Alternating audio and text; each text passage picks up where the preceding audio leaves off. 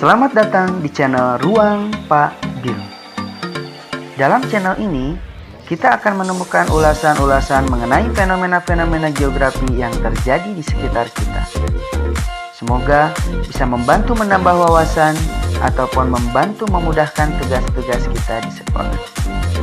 Dan jangan lupa subscribe agar kita tidak ketinggalan ulasan-ulasan terbaru dari channel Ruang Pak Bil.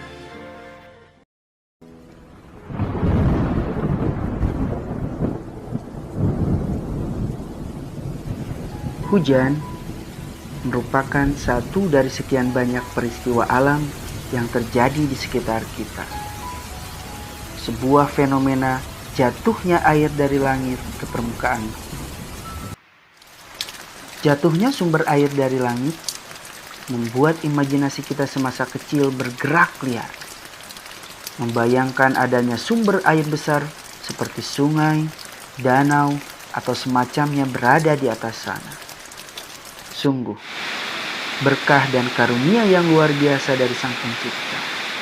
Menurunkan hujan yang menjadi sumber kehidupan bagi setiap makhluk yang ada di permukaan, termasuk kita. Sudut pandang yang berbeda datang dari sebagian kita, menganggap hujan adalah sebagai pemicu bencana yang mampu merusak, merendam, bahkan mampu merenggut nyawa. Terlepas dari sudut pandang apapun tentang hujan, ternyata dalam prosesnya hujan memiliki alur dan karakteristik yang berbeda-beda. Tidak disangka, bukan? Hujan yang mungkin selama ini kita anggap semuanya nyaris sama, ternyata memiliki jenis yang berbeda-beda. Apa saja? Mari kita simak penjelasan.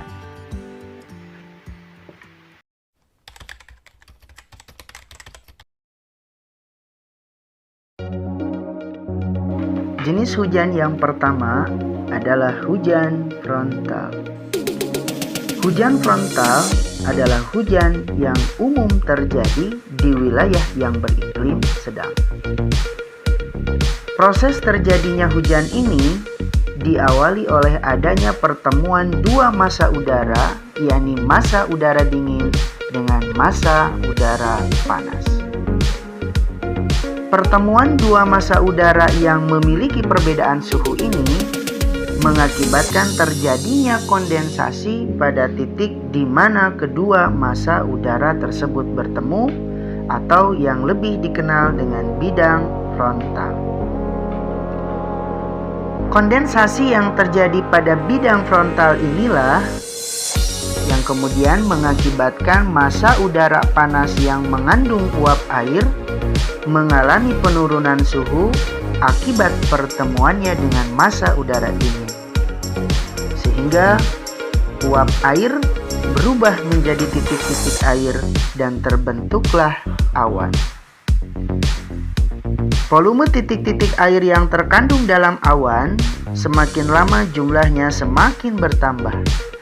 Dan jika sudah mencapai batas maksimal, maka titik-titik air tersebut akan jatuh ke permukaan bumi sebagai hujan yang kita kenal dengan hujan frontal atau hujan yang terjadi pada bidang frontal.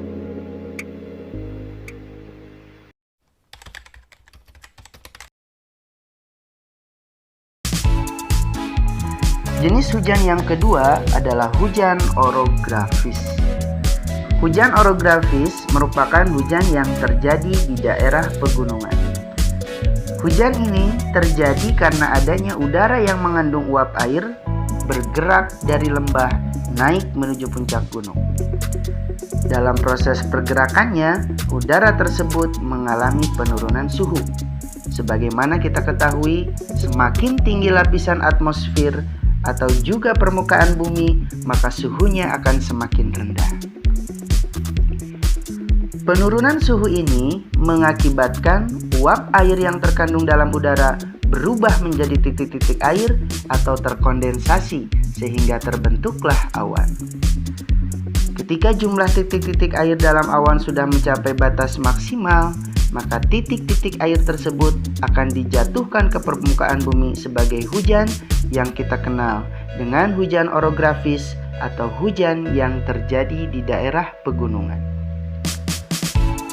Setelah menjatuhkan muatan airnya, udara tadi terus bergerak ke sisi gunung yang lain. Hanya saja di sini tidak terjadi kondensasi karena udara sudah tidak mengandung uap air, atau dengan kata lain, udara bersifat kering. Udara kering inilah yang kemudian dikenal dengan angin fon. Pada daerah gunung yang dilalui angin fon tidak terjadi hujan, maka dari itu daerahnya sering disebut dengan daerah bayangan hujan. Sementara pada daerah gunung yang terjadi hujan disebut dengan daerah tangkapan hujan.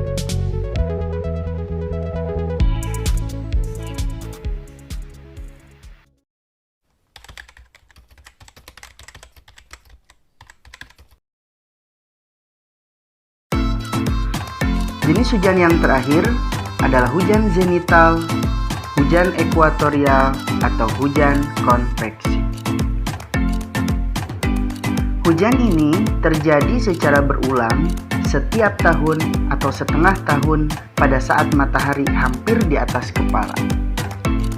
Saat atau waktu di mana matahari hampir di atas kepala dikenal dengan istilah zenit yang artinya di puncak.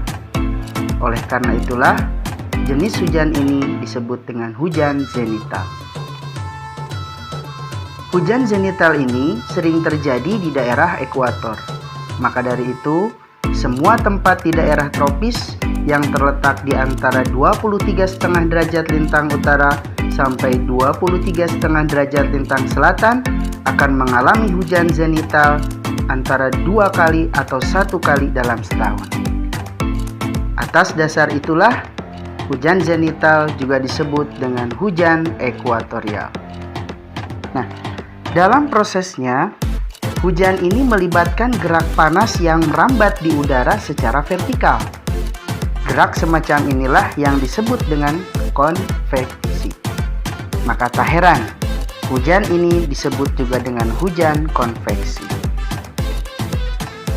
Massa udara panas yang bergerak secara vertikal tersebut lama-kelamaan mengalami penurunan suhu, sehingga terjadi kondensasi dan terbentuklah awan. Dan jika sudah mencapai titik jenuh, volume air dalam awan dijatuhkan ke permukaan bumi sebagai hujan. Hujan jenis ini ditandai dengan adanya awan gelap, hujan yang sangat lebat, dan disertai dengan guntur.